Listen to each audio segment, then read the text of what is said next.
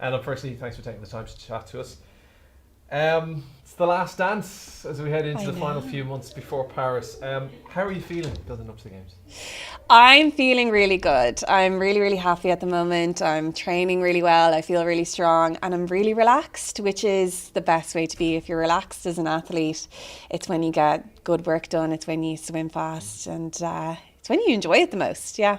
Is there a sense of trying to embrace the moment and live in it because you've made your decision that, you know, this is going to be your final Games after so many, that you really want to take this one in, obviously be successful, but you know what the Paralympic and Olympic feeling is like in the cities that host it. It is a very special, unique feeling. Yeah, I think I'm so lucky at the age I am that I'm at the point where I really appreciate people on their dreams and wanting to get to the Games and not making it, and the people who just fall at the last hurdle. So I know how lucky I am to have lived the life that I've lived, and that's kind of why I wanted to go to Paris and why I wanted Paris to be my last Games, because it's so close to home. It gives me an opportunity to have my family and my friends there, and it gives me an opportunity to kind of do it one last time. And at the age of 29, I'm still physically fit enough, able enough. I'm not injured. I'm in a really good position to really give it my all. And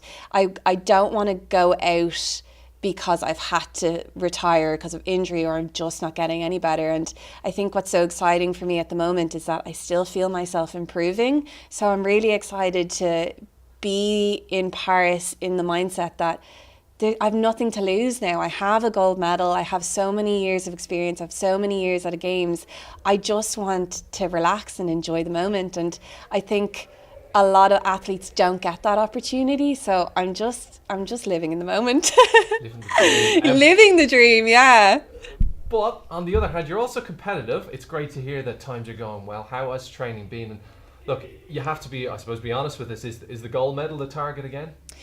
The gold medal would be the dream, but I'm not naive to what goes on around the world. And the thing about Paralympic sport is because it's still such a new sport, it's not even 100 years old. It's still growing. There's still people coming in and people getting recognised, and disability itself is becoming more acceptable socially. So the barriers that were once there aren't there as much anymore, and new talent is emerging and people are getting faster. And I was at World Championships last year and I won a silver medal, and I think she's 15. A 15-year-old beat me, and she's just so talented. But I'm kind of excited that I have that competition because it's really pushing me on. I think I may have gotten a bit complacent if she didn't exist, and I don't want to get beaten by a kid.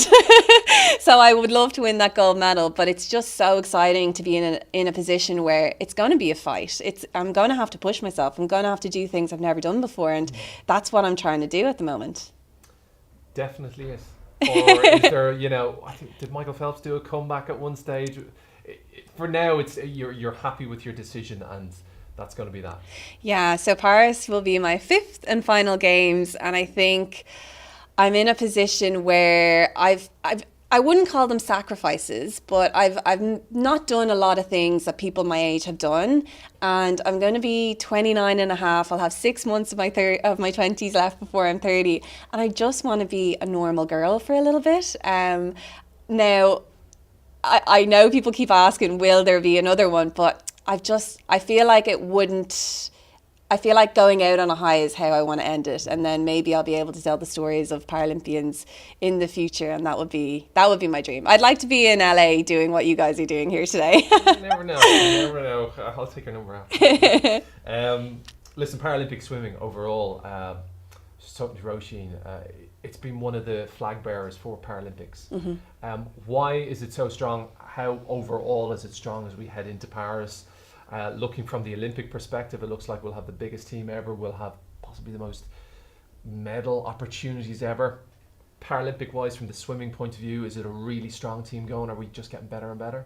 I think this will probably be the strongest Paralympic swim team that's ever been at a Paralympic Games. I think there's more than one, more than two opportunities for people to win medals here. You mentioned Roisin. Roisin is just starting to come out of her shell and starting to show people what she's capable of, and I'm so excited to be able to see what she's capable of. And she inspires me, Nicole inspires me, all of them inspire me to be up there with them, because they're pushing the boundaries and they're doing so well.